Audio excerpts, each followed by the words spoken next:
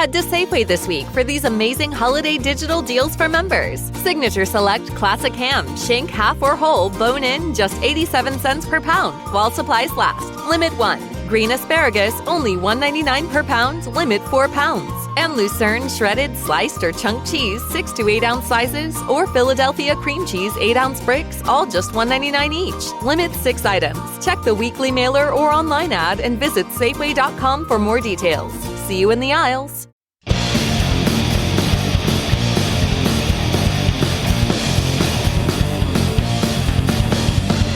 However, not feeling great. I get to work an hour late, and everyone looks at me like I'm an asshole. My boss says, get over here. You smell like whiskey beer. I just love that song. And also, I sometimes get to work an hour late, and hopefully my clients don't look at me like I'm an asshole. Also, hello, and welcome back to Don't Quote Me, It's Probably Nothing, the podcast where I say things out loud that the government would really prefer I didn't. I'm Kelly, and today is Friday. I mean, it's not Friday right now, but it's Friday as you're listening to this. So happy Friday. But that also means we got to put on our tinfoil hats. The cute ones, though, not the itchy ones. Because we are going to be talking about Area 51. The place the government pretended didn't exist for literal decades, which is always a great sign that everything happening there is like super normal and totally fine, right? Now, I haven't talked about aliens in a minute, and that feels wrong for me, like spiritually incorrect, so we're fixing that today. Because here's my thing. You cannot tell me that there is a base in the middle of the Nevada desert with armed guards, a no-fly zone, and unmarked planes, and then be like, relax, my guy. It's not aliens. Like, be so serious right now. Anyway, so grab your snacks. I have my pizza from yesterday. That is delicious. And I have some ramen coming, and I'm super duper excited about that. Oh, and I got crab rangoon, and I also got 2 peach lemon tea with the mango boba, and I'm so excited. You have no idea. I almost said I'm so delicious. I'm not. I mean, maybe I'm delicious. I don't know. But this is going to be so delicious because I am so hungry right now. Anyway, did I tell you to grab your snacks yet? Maybe that's why I started talking about snacks. I'm so fucking high right now. But, yeah, anyway, let's talk about Area 51. Okay, so before we go full alien, we have to talk about what Area 51 is officially supposed to be. And yes, I did air quotes for officially. Also, I just want to let you know that the headphones I have on right now, so I wear these headphones. Why? I have no idea. But because it's cool and people who do podcasts wear these headphones, you know? But really, I mean, they're not even plugged in. Why am I telling you this? Oh yeah, they're so tight. They like squeeze my brain. Sometimes I feel like my eyeballs are popped out of my head because of how tight these are. And sometimes they hurt, you know? And I take them off and I feel like my head's shaped like an 8. But anyway, yeah, I don't know. I wanted to tell you that, I guess. But according to the government, which, just for the record, has never lied to us before, Area 51 is a highly classified U.S. Air Force testing site located near Groom Lake in Nevada. They say it's used to test experimental aircraft and surveillance technology. Cool, normal. Very boring. But the base was established in the 1950s during the Cold War when the U.S. was basically like, okay, Russia exists and we need planes that can spy, but like quietly, you know? So this is where planes like the U-2 spy plane and later the SR-71 Blackbird were developed and tested. There's a plane going above me right now. Hopefully I can edit that out. But anyway, there is actually a band called SR-71, and my favorite song from them, and honestly probably the only song I've ever heard from them, is called Right Now. And it's fantastic. And maybe you should go listen to it, but after this episode. Anyway, to be fair, those planes were like wild for their time. They were super fast, super high altitude, and like looked weird as hell in the sky, which is why the government says a lot of early UFO sightings were actually just people seeing these experimental aircraft and going, what is that? So the explanation does make some sense. If you see a plane in the 1950s doing stuff planes absolutely should not be doing, your brain is going to jump straight to aliens. At least mine would. But this is where like I start side-eyeing the whole thing, because if it was just about planes, Why are you keeping it so secret? Area 51 was so classified that the government refused to even acknowledge it existed until 2013. Not like what they did there, not what they tested, the existence of the place. People who work there are flown in on unmarked planes. There's a permanent no-fly zone over that area. There are armed guards with permission to use deadly force if you get too close. And workers sign like lifetime NDAs, which feels like a lot for planes.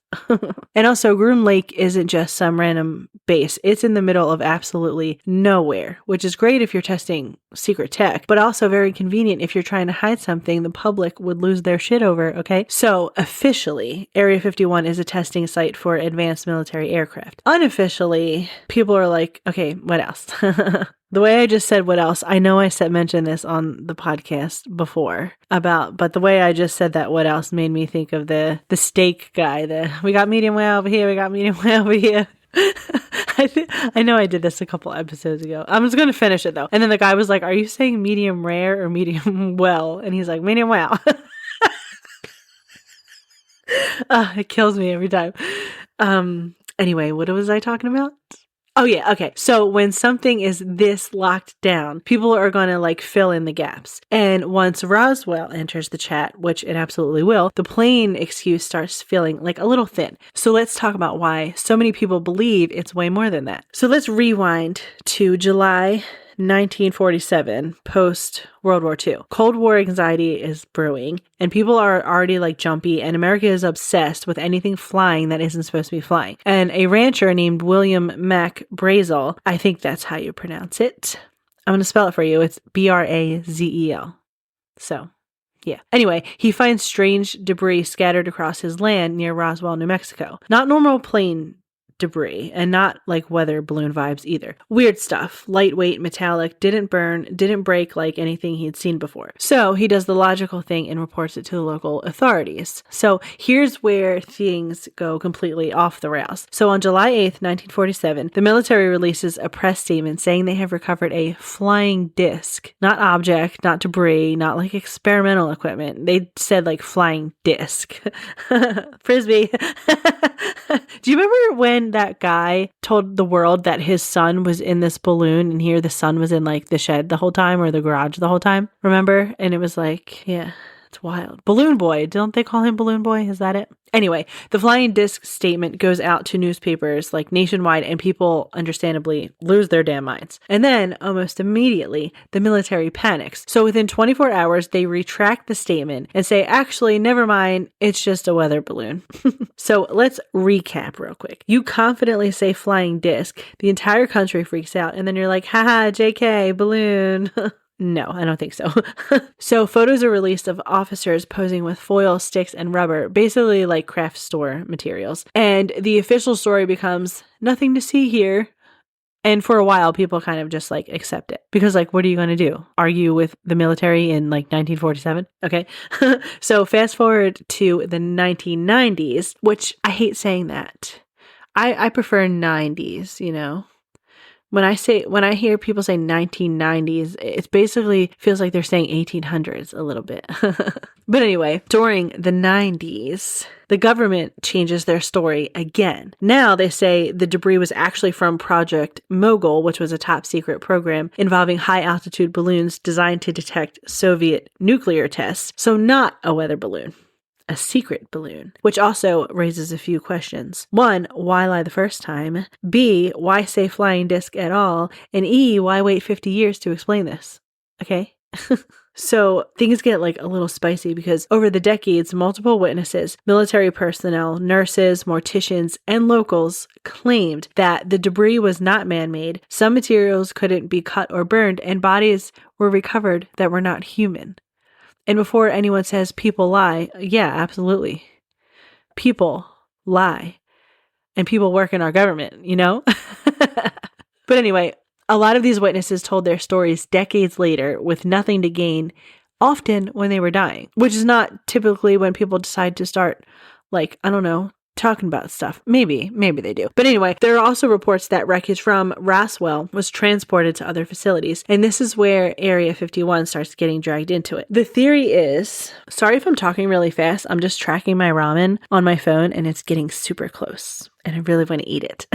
But anyway, the theory is that Roswell was the crash site, but Area 51 became the research hub, where whatever was recovered was studied, tested, and then hidden. And to this day, the government maintains that there's no aliens, no spacecraft, just misunderstood Cold War tech. They did come out and basically say there was aliens, but I feel like nobody gave a shit.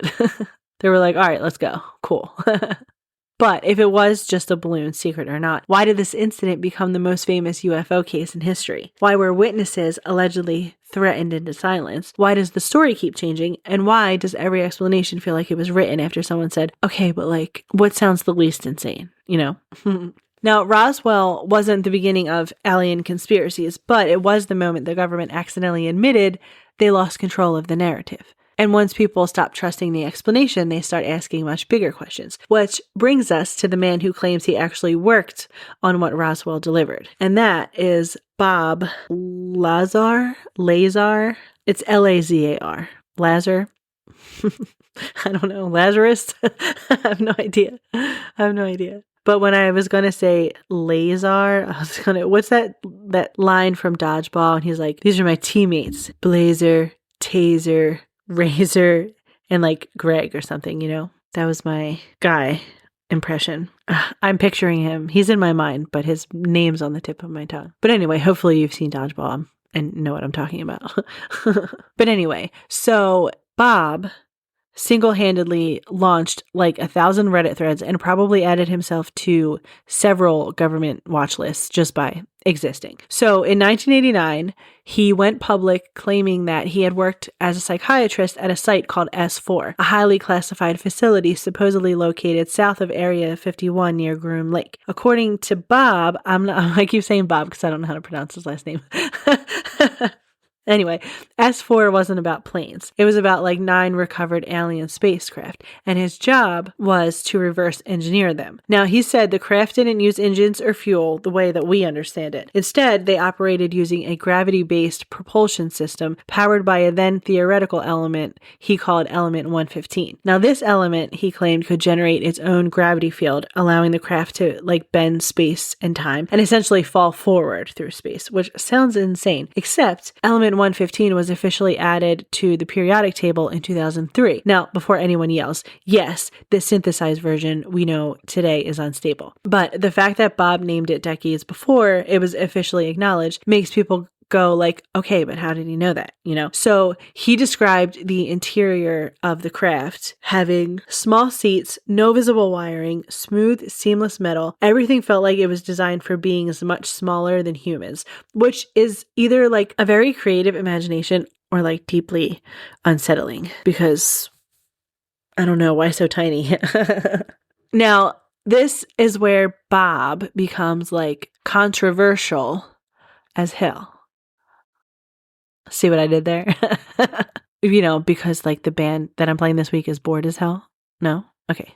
Anyway, he claimed he studied at MIT and Caltech, 2 schools that are very much like, yeah, we never heard of them. And his education records are gone, and his employment records are missing, which skeptics say prove he's lying. But supporters say if you work on black budget alien tech, why wouldn't your resume survive, you know? And it doesn't help that some people confirmed details Bob shared that were not public at the time, including the layout of the base, security procedures, the existence of Wednesday night test flights where employees would watch experimental craft in the sky. And he even took friends out to the desert to watch these flights, and they did see strange aerial maneuvers. So let's talk about the FBI raid, shall we?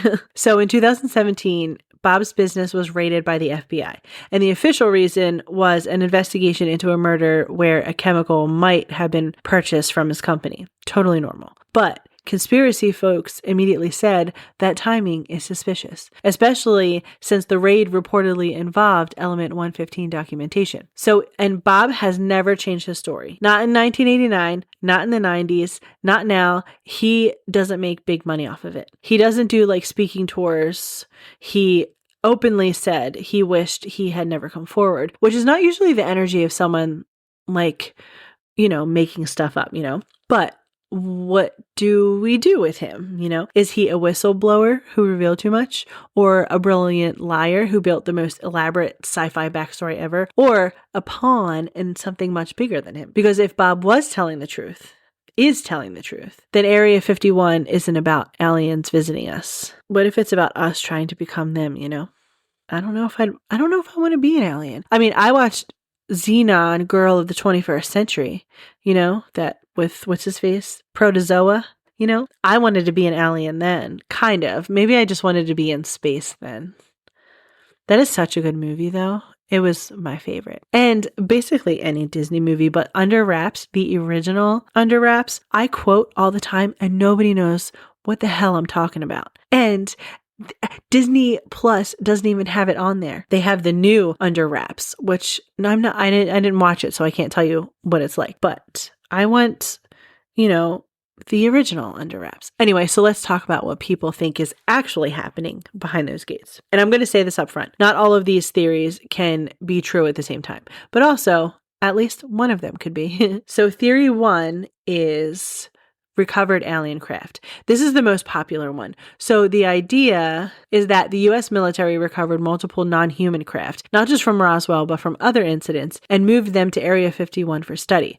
Supporters point to advanced materials we still can't replicate, sudden leaps in technology in the late 20th century, eyewitness accounts describing craft that defy physics, and honestly, if the government did get their hands on alien tech, Area 51 is like exactly where they'd put it, you know?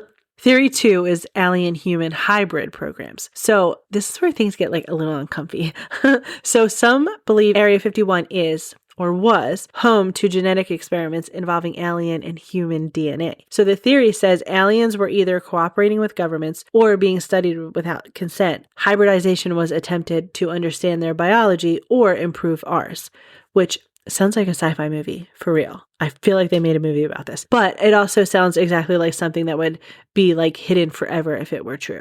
So theory 3 is the reverse engineered technology. And this one ties directly back to good old Bobo over there, right? So the idea isn't just that we found alien aircraft, it's that we figured out how to use them. So people believe stealth technology, fiber optics, microchips, advanced propulsion systems may have been influenced by non-human tech studied at Area 51. Now, skeptics say, no, that's just normal technological progress, which fair, but believers point out that the timeline of some advancements feel fast. Like humanity went from like hello moon to like this phone unlocks with my face kind of quickly, you know, but it took forever at the same time for like DNA to even be a thing to solve crimes. But anyway, so I will say though, I really thought, you know, I watched a lot of the Jetsons and we were supposed to have flying cars by now.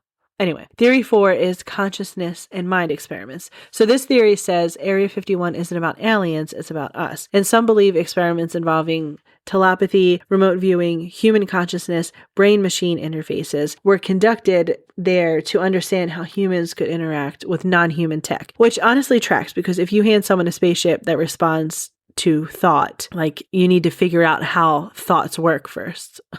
So theory 5 is time or interdimensional research. Now we're fully on the deep end right now. Okay. So some believe that the beings associated with UFOs aren't aliens at all, but interdimensional, meaning they're not from another planet. They're from another layer of reality. And this theory suggests Area 51 may be studying time distortion, parallel universes, dimensional travel, which would explain why sightings often involve lost time, objects appearing and disappearing, and craft that move in impossible ways. At that point, aliens might actually be the least weird explanation. And then theory 6 is nothing alien at all. So some people believe Area 51 really is just advanced weapons testing, surveillance tech, and black budget projects that we'll never hear about. And the alien stuff is a perfect distraction because if everyone's looking for a little green man, they're not paying attention to what the government is actually building, which that is the scariest theory of all. So because Area 51 sits in that very annoying gray area where logic makes sense and also nothing makes sense at all, let's talk about both the skeptic side and the not skeptic side of this. So skeptics say we're overcomplicating this. So according to them, Area 51 exists to test black budget military technology, and secrecy is normal in national defense, and experimental aircraft can look insane if you're not supposed to know they exist. And historically, they're not wrong. During the Cold War, the US was obsessed with staying ahead of the Soviet Union, and advanced aircraft were critical, and leaks could have meant disaster. Plus, human brains love patterns. Like, we fill in gaps. Sometimes we do misremember things. We jump to conclusions, especially when like fear and mystery are involved, you know? So some UFO sightings were probably just weird planes. Some witnesses could have possibly been mistaken. Some stories could have gotten exaggerated over time. Like, it's all totally possible, according to skeptics, you know? I believe in aliens. I'm a believer. Don't delete me. But anyway, so the believers argument, they come in and they're like, okay, fine, explain the rest. Because, yeah, explain the rest, my guy. Why did the government deny Area 51's existence for decades? Why do official explanations keep changing? Why are so many credible witnesses reporting objects that outperform known technology? And why, in recent years, has the government gone from there's no UFOs to, okay, there are identified aerial phenomena and we don't know what they are? That's like a pretty big shift. And you know what the fuck they are. They're aliens. You guys know that little old lady? She curses all the time, but there's this video going around. She has a tinfoil hat on. She's like, the fucking aliens are coming. That's me, I guess, in another life.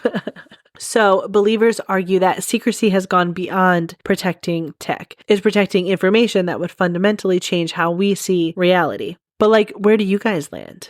Even though I can't hear you if you answer it out loud. Are you like, it's just planes, or team take me to your leader? Or are you team, I don't know, but they're definitely lying about something? I'm team take me to your leader. Okay, I have to talk about Storm Area 51 because this was genuinely like one of the funniest moments in internet history. So like, I'll explain it for those of you who don't know, which I'm sure if you're listening to this podcast, you probably know. So in 2019, someone on Facebook created an event titled, and I swear it was titled this, Storm Area 51, They Can't Stop All of Us, which I feel like I want that on a shirt, right? And the plan, if you want to call it that, was for millions of people to show up to Area 51 and just run inside. The logic was like, if we all Naruto run at the same time, the guards won't be able to stop us. Which, first of all, bold strategy. Second of all, absolutely not how bullets work.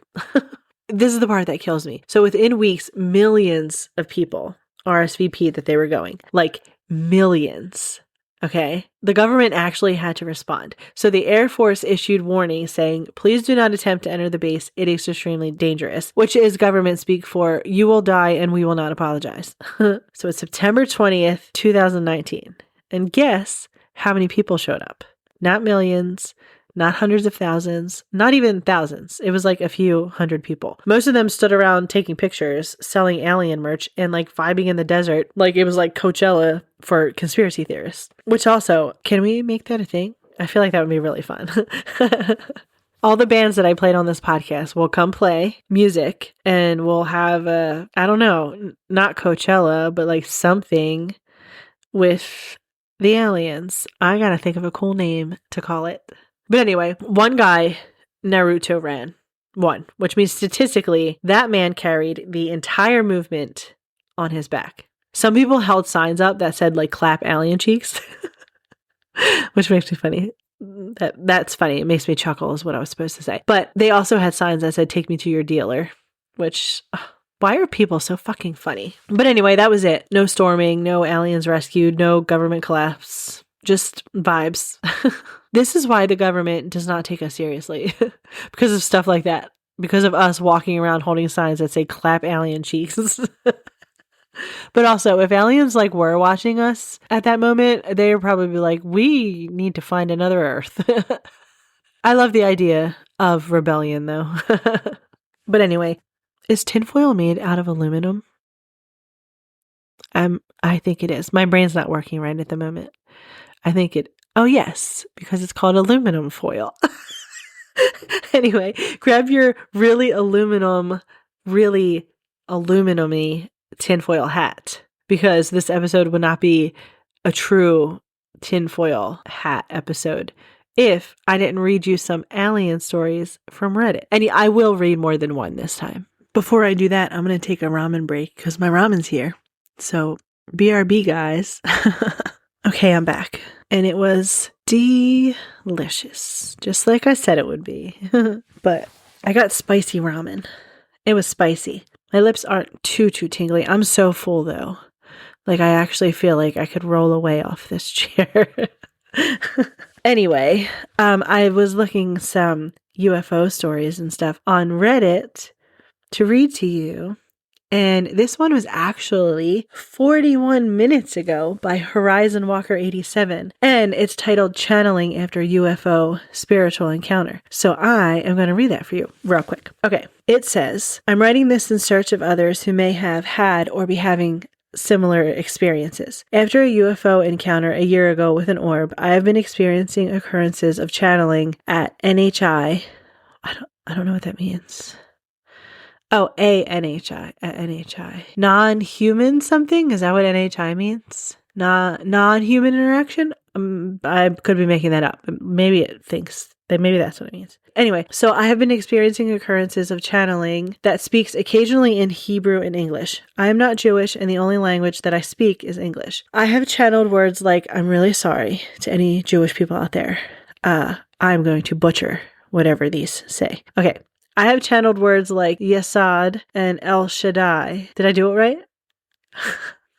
Anyway, other words in English have come through like peace and destiny. The words come through in a sub-vocalization style, like a whisper that isn't me speaking, like something breathing through me. This experience often occurs when I clear my mind and walk my neighborhood at night. Occasionally, burning orbs have flown overhead or hovered when this occurs. The feeling during these encounters is euphoric and incredibly centering for days and even weeks after. My first face-to-face encounter happened in May of 2024 during the G5 solar storm. Also, super random, but does anybody else get like really, really, really bad migraines during the solar storms? Because I did every time. And it's so freaking annoying. And also whenever I get like a really, really, really bad migraine, which has been happening so frequently, it's actually annoying. I think I already said that it's annoying.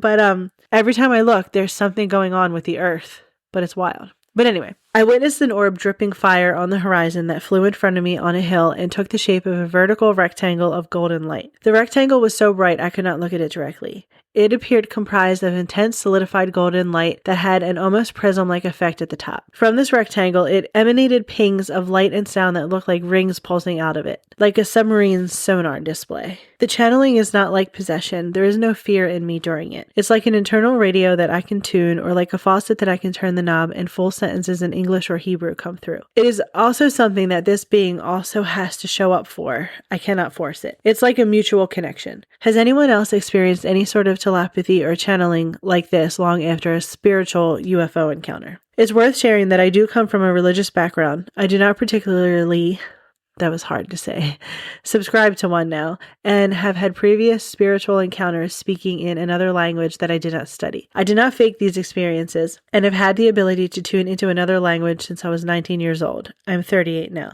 Since that orb encounter in May of last year, full sentences in both Hebrew and English have poured out of me with an intensity I've never experienced. It's like I met the being I had been having spiritual experiences with most of my life and now channel them. I also want to share that I have spent the last few decades deconstructing and undoing the religious trauma from my youth. These recent experiences have not been in line with what I was raised to believe. They have challenged and changed me and shown me how much I do not know. The point of this post is not to share any of my conclusions or beliefs that I may have come to, but rather I'm seeking to know if anyone else has had a spiritual experience with an orb and then experienced telepathy, channeling, or speaking in tongues, notably with an unexpected Kabbalah type theme. Hopefully I pronounced that word right. So I'll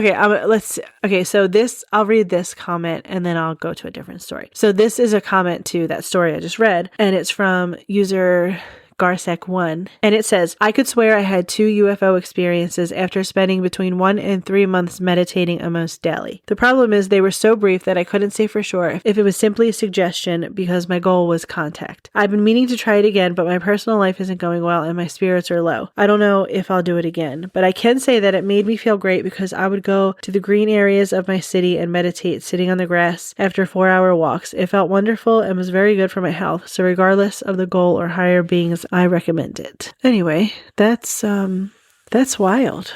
What if it's like not, so it says UFO because of an unidentified flying object, but it seems like I guess an orb would be an unidentified flying object, right? Or an unidentified flying orb.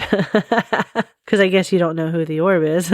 Anyway, so like she said UFO, so I assumed aliens, but also I don't know, maybe she's talking about ghosts or something. And what she's doing is like, I don't know. Okay, this one is from King Walker 1K, and it's titled My UFO Encounter. So it says, 2018, Aiken, South Carolina, 1243 Hatchaway Bridge Road, around 8 p.m., 9 p.m. Did he just give his full address? Anyway, I was 14 years old at the time, now 20. I was in my room playing Assassin's Creed 2. It's hard to read this while I'm high because when I tell you, there is not one punctuation mark in this paragraph. It starts where I first read it and goes all the way to the very end. You know, I talk like that sometimes where like you talk and don't take a breath. And that's probably how he was telling the story for sure. I feel like I need to start over. Okay, 2018, Aiken, South Carolina, 1243 Hatchaway Bridge Road, around 8 p.m. to 9 p.m. I was 14 years old at the time, now 20. I was in my room playing Assassin's Creed 2. I remember it vividly. My stepmother yelled my name, so I went to go see what she wanted, and to my surprise, she was outside in the backyard just looking in the sky, so I went outside with her to see what she was looking at. And right before my eyes, I seen around 30, rough estimate, sorry, he used parentheses if that's considered a punctuation mark under around rough estimate. Bright lights in the sky, like literally above our house. The distance was about the distance of a helicopter, but lower. I looked at the objects in the sky for about 3 minutes. For the most part, the collective didn't move, but what I did notice were 3 formations like a triangle, 3 triangular formation in the sky. Only one of those 3 formations moved around, not sure what it was doing. Then when it go back into formation around 30 seconds or so, then all of them at once zoomed, sort of like hyperspace in Star Wars. The only reason I reference Star Wars is because of the trail left behind by the zoom. It looked bluish to me with a hint of light blue. But when, this is so hard to read. Okay, but when see them slightly, then they zoomed again, and I could no longer distinguish where they had gone. My stepmom believed them to be fallen angels, her being a Christian. Me, on the other hand, believed them to be aliens. That was a little rough. The first comment says, I almost passed out reading this. I can see it. I can see it happening. Oh, that's a shame. The next one says, have you ever heard of punctuation? Poor kid. Someone says, sentence. What sentence? And then someone else said, I suspect he's still typing to this day. Someone said, I stopped reading after Assassin's Creed 2. Whatever this person said is 100% legit. I don't know why that made me chuckle. So I have to say hi again. So hi again, because I know I started this podcast by saying happy Friday, but happy Saturday night. I did not have nearly enough time to edit this the past few days because I had over an hour's worth of like recording material, which has never happened to me before. So that took a really long time to go through.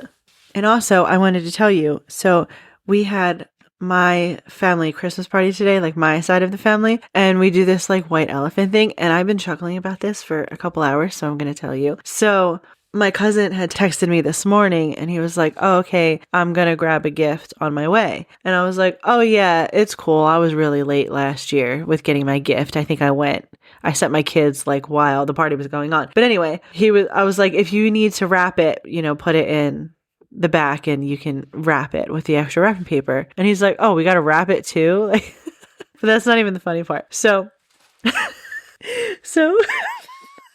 we're all picking gifts and stuff, and it was my turn, and I kept looking at this little bag, and it was like a really small bag, and I saw like what was sticking out of it, and all I could think of was like, oh, I wonder if my elderly aunt brought this. But then I really thought about it, and I was like, no, she didn't, because I saw what she brought in. I don't know who the hell brought this bag in. So anyway, the bag gets opened, but instead of tissue paper, it was McDonald's napkins.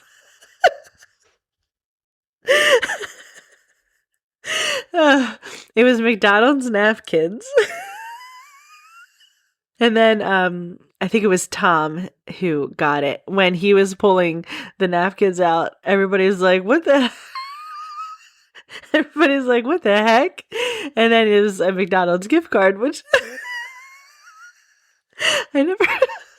I never would have thought to use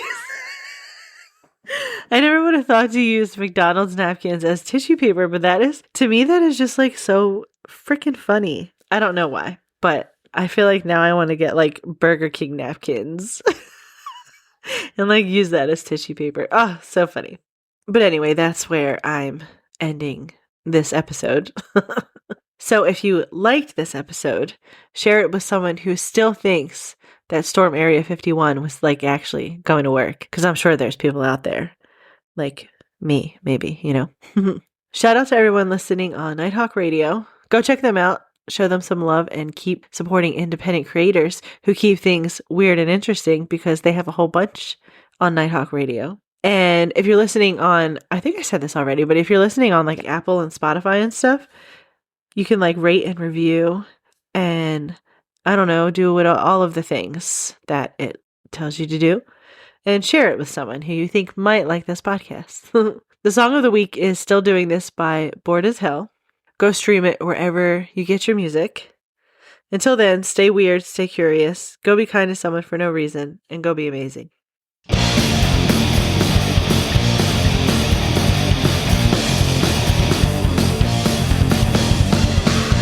Not feeling great. I get to work an hour late and everyone looks at me like I'm an asshole. My boss says get over here, you smell like whiskey and beer, so I'm getting sent home early like an asshole. Whoa, I don't know why I'm still doing this. Whoa, I don't know why I'm still doing this.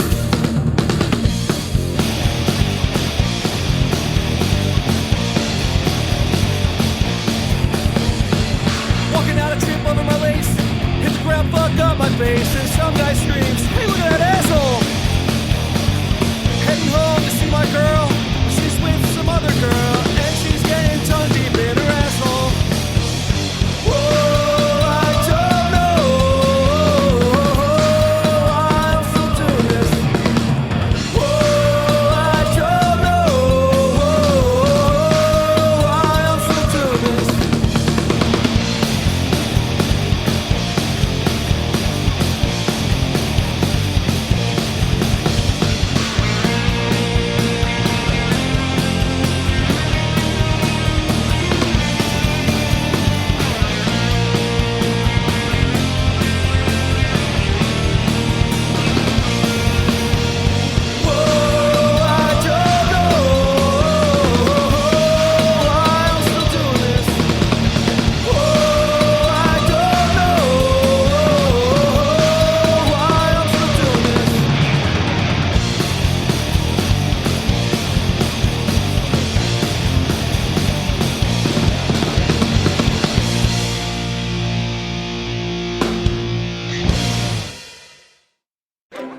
Take your holiday green bean casserole from bland to brilliant with Hatfield Classic Cut Bacon. Start with your traditional casserole recipe. Then add a generous layer of crispy chopped Hatfield bacon on top. The rich, smoky flavor takes this holiday classic from side dish to showstopper. Your guests will savor the upgrade and return for seconds and even thirds. More holiday recipe inspiration awaits at simplyhatfield.com. Hatfield, better care, better pork, better holidays.